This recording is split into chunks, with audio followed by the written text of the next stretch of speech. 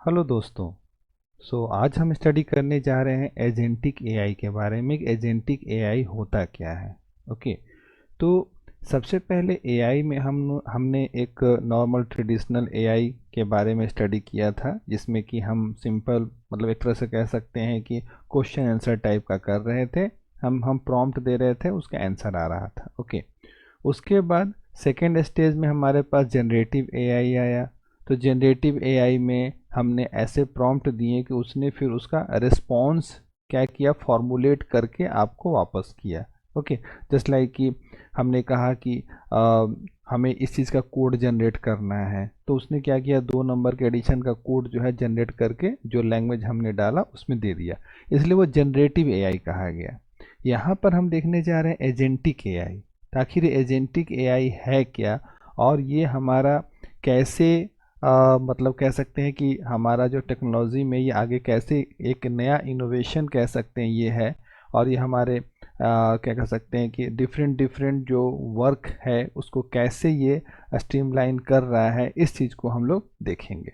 Okay. तो agentic AI, सबसे पहले क्वेश्चन आता है कि what is agentic AI. Agentic AI है क्या। ओके। तो देखिए यहाँ पे एक छोटा सा डिफिनीशन लिखा हुआ है कि agentic AI refers to artificial intelligence systems design to act autonomously, make decisions and pursue defined goals without constant human intervention. They combine perceptions, reasoning, planning, and action capabilities to function and as intelligent agents. Okay.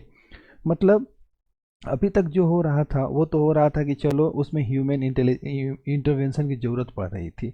अब ये जो ऐसा agentic AI है कि हम इसमें एक agent create कर दे रहे हैं, और ये एजेंट एक ऐसा काम कर रहा है कि ये खुद डिसीजन भी ले सकता है। ओके। तो जो इसके पास डेटा है उस डेटा के अकॉर्डिंग ये डिसीजन ले सकता है।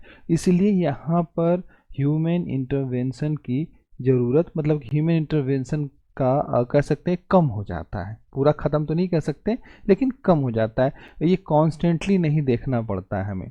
तो एजेंटिक एआई आर्टिफिशियल इंटेलिजेंस का वो पार्ट है जिसमें कि हम ऐसे एजेंट डेवलप कर सकते हैं जो कि डिसीजन ले सकते हैं।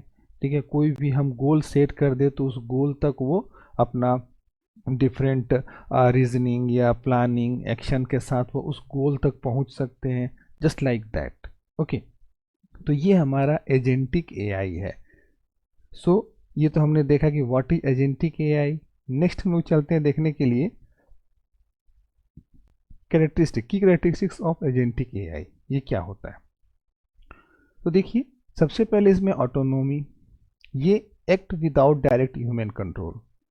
इसको है कि हमने एक बार जब कर दिया तो ये फिर क्या करेगा कि वैसा कंडीशन इसके पास आएगा तो ऑटोमेटिकली रन करेगा। इसके लिए ह्यूमन को कमांड देने की ज़रूरत नहीं है, कंट्रोल देने की ज़रूरत नहीं है। तो जो ऑटोमेटेड रोबोट्स बनाए जाते हैं या जो भी वहाँ पे रोबोटिक साइंस यूज़ किया जाता है, ठीक, तो वहाँ पे क्या होता है कि वो जैसे ही उसको वैसा कंडीशन मिलता है, ठीक है, वो उस कंडीशन पे एक्ट करता है। ओके। नेक्स्ट हमारा है गोल ड्रिवन बिहेवियर।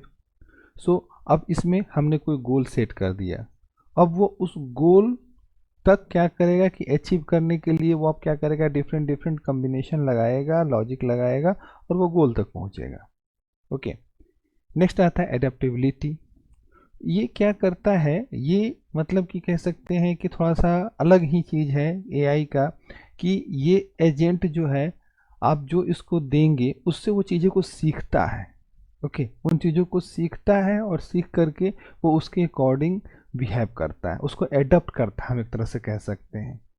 सो अगर मान लिया जाए कि उसके नॉलेज बेस में हमने 10 चीज़ें डाली है और उसने खुद से 11वां और 12वां चीज़ अगर कोई देखा है तो वो खुद से उन चीज़ों को सीखेगा और वो करेगा।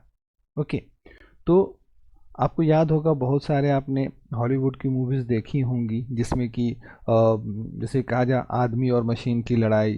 ठीक है। तो ठीक उसी तरह का आप समझिए कि यहाँ पर भी होता है। ठीक। लेकिन हम ये चीज़ें प्रिडिक्ट कर रहे हैं, इसीलिए हम उन चीज़ों को कंट्रोल करते हैं कि नहीं, अगर कोई हम एजेंटिक एआई बना रहे हैं तो उसका हम डिफाइन कर देते हैं कि तुम्हारा एरिया ये है, इसी एरिया में सोचो, इससे ज़्यादा मत सोचो।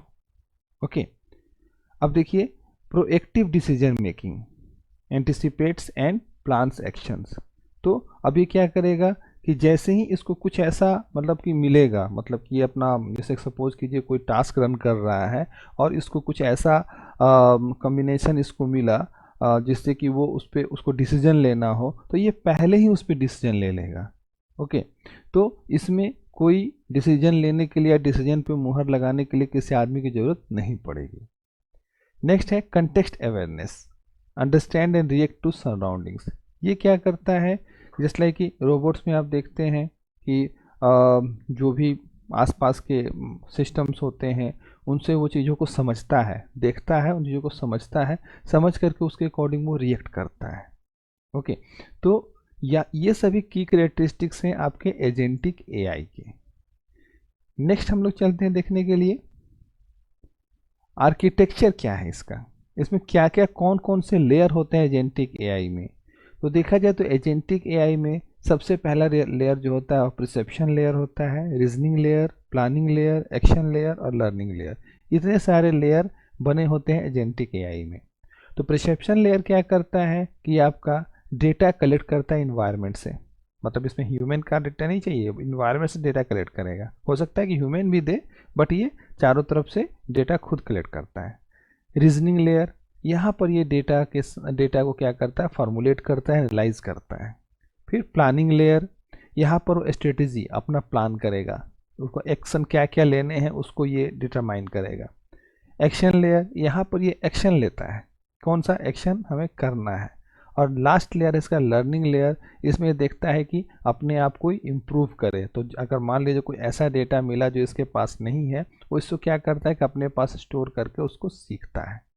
ओके, तो ये एक स्मॉल ओवरव्यू है एजेंटिक एआई के आर्किटेक्चर का। बाकी ये छोटी चीज़ नहीं है, ये बहुत बड़ी चीज़ है। हम लोग छोटे में समझ रहे हैं कि इसका आर्किटेक्चर क्या होता है। ओके, नेक्स्ट आते हैं कि आखिर एजेंटिक एआई ट्रेडिशनल एआई से डिफरेंट कैसे है। तो ट्रेडिशनल एआई क्या था कि एक टास्क स्पेसिफिक था और रिएक्टिव था, हमने कुछ टास्क दिया, उसने टास्क कंप्लीट करके दे दिया। उसमें स्टैटिक मॉडल्स थे और ह्यूमन सुपरविजन की ज़रूरत थी, क्योंकि वो इतना मैच्योर नहीं था कि वो सब कुछ सही दे। ठीक है, तो उसने जो भी आउटपुट दिया उसको एक बार देखने की जरूरत पड़ती थी।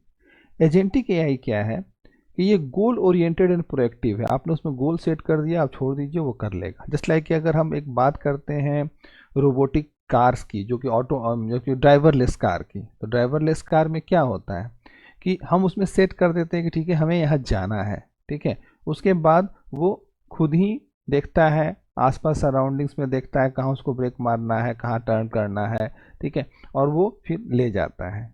तो जो ड्राइवरलेस कार का कॉन्सेप्ट है वो एक तरह से एजेंटिक एआई का ही कॉन्सेप्ट है।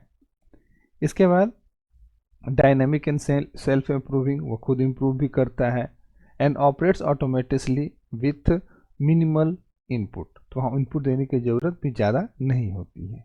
ओके, तो ये हमारा छोटा सा डिफरेंस है एजेंटिक एआई और ट्रेडिशनल एआई का। नेक्स्ट, इसके कोर कंपोनेंट्स क्या होते हैं। तो कोर कंपोनेंट्स में एक तो इसका नॉलेज बेस हो गया, जहाँ पर कि ये पूरा स्टोर करके रखेगा। फिर उसके बाद रीजनिंग इंजन, जो कि कंक्लूजन निकालता है। डिसीजन मैनेजर, जो कि इवेलुएट करता है कि हमें क्या एक्शन लेना है। और कम्युनिकेशन इंटरफेस, जो कि यूज़र या सिस्टम, दूसरे सिस्टम जो होंगे उनसे वो इंटरेक्ट करेगा। तो ये सभी इसके कंपोनेंट होते हैं आपके एजेंटिक एआई के। नेक्स्ट, अब यहाँ देखें कि एजेंटिक एआई के क्या क्या एप्लीकेशंस हैं। जैसा कुछ देर पहले मैंने आपको ऑटोनोमस व्हीकल्स या ड्रोन्स के बारे, ऑटोनोमिक व्हीकल्स के बारे में बताया, ड्राइवरलेस कार के बारे में। दूसरा ड्रोन्स का भी है। फिर उसके बाद जो इंटेलिजेंट वर्चुअल असिस्टेंट्स होते हैं, ओके, वो भी है आपका रोबोटिक्स। फिर उसके बाद में industrial automation, financial trading agent अगर हम बनाते हैं तो उस तरह का भी बना सकते हैं। Personalise health care systems. Okay, तो ये सारे इसके कुछ एप्लीकेशंस है जो जहाँ पर कि एजेंटिक एआई यूज़ हो रहा है। ओके, सो नेक्स्ट हम देखें कि क्या अगर मान लिया कहीं पे कुछ अच्छा है तो कुछ ना कुछ तो चैलेंज होगा, कुछ ना कुछ तो उसका नेगेटिव साइड्स भी होगा। ओके, तो एजेंटिक एआई डेवलप करने के चैलेंज क्या क्या आते हैं? तो सबसे पहला इथिकल एंड सेफ्टी कंसर्न्स, जो कि मैंने बताया मशीन अगर ज़्यादा इंटेलिजेंट ह्यूमन से हो गया तो वो तो ह्यूमन को ही ख़त्म कर देगा। ओके, तो एक तो ये हो गया। दूसरा है कॉम्प्लेक्स डिसीजन मॉडलिंग। जहाँ पे कॉम्प्लेक्स डिसीजन मॉडलिंग होती है वहाँ पे थोड़ा सा दिक्कत होती है, उसमें ज़्यादा चीज़ें देखनी पड़ती हैं। ठीक है। फिर उसके बाद आता है डेटा प्राइवेसी एंड सिक्योरिटी। अब आप किसी ऑर्गेनाइजेशन का कुछ बना रहे हैं, उसमें ऑर्गेनाइजेशन का डेटा डाल रहे हैं, तो वहाँ तो डेटा आपका पूरा वो सीख रहा है, तो वहाँ तो प्राइवेसी और सिक्योरिटी का कंसर्न हो जाता है। तो ये चीज़ें भी ध्यान देनी पड़ती है। इंटरप्रेटेबिलिटी और इंटरेस्ट। तो जब तक कि हम इन चीज़ों पे ट्रस्ट नहीं करेंगे, अगर मान लीजिए ड्राइवरलेस कार की हम बात करते हैं, तो उसमें क्या होता है कि हम सिंपली लोकेशन सेट करके अगर हम पीछे रिलैक्स हो जाते हैं तो उस पर ट्रस्ट कर रहे हैं कि हाँ हमें ये लोकेशन पे पहुंचा देगा, तभी तो। नहीं तो अगर ट्रस्ट नहीं होगा तो हम क्या करेंगे, हम उस पर विश्वास ही नहीं करेंगे, कहीं एक्सीडेंट कर दिया कुछ कर दिया तो। ओके, सो ये हो गया। साथ ही साथ में इसमें जो एजेंटिक एआई में अगर ह्यूमन का वर्कफ्लो इंटीग्रेट करना होता है तो वो एक चैलेंज होता है, क्योंकि ये खुद ही सारी चीज़ें करता है। तो उस सिचुएशन में हम अगर चाहते हैं कि ह्यूमन का वर्कफ्लो इंटीग्रेट करे तो थोड़ा सा चैलेंजिंग होता है। ऐसा नहीं है कि ये नहीं के बराबर हो, थोड़ा सा चैलेंजिंग होता है। ओके, तो ये सब चैलेंजेज हैं आपके एजेंटिक एआई डेवलपिंग में। फिर अब फ्यूचर क्या है एजेंटिक एआई का? तो अभी तो मैंने बताया कि इसका डिफरेंट डिफरेंट चीज़ें आप देख रहे हैं। तो एजेंटिक एआई आपका नेक्स्ट लेवल का ऑटोमेशन एंड डिसीजन इंटेलिजेंस है। ओके, जो कि अभी चीज़ों को सोचिए कि खुद से कर रहा है, खुद से चीज़ें सीख रहा है।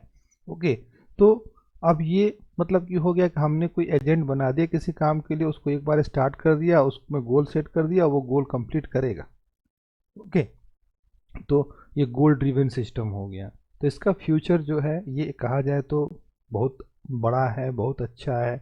और अगर हम अगर अपने फ्यूचर के हिसाब से देखते हैं, तो अगर एजेंटिक एआई पे हम काम करना शुरू करें और इसके लिए एक्सपर्टीज हासिल करें तो ये हमारे फ्यूचर के लिए भी बहुत बेटर होगा। ओके, सो यहाँ पे दोस्तों हमने एजेंटिक एआई का क्या होता है, इसका क्या स्ट्रक्चर होता है, क्या क्या इसमें चैलेंजेस कुछ आ सकते हैं, इसके बारे में हमने स्टडी किया। आशा है आपको ये वीडियो समझ में आया होगा। और भी एजेंटिक एआई से रिलेटेड वीडियो मैं डालता रहूँगा। आप चैनल को लाइक कीजिए, शेयर कीजिए, सब्सक्राइब कीजिए। थैंक यू दोस्तों।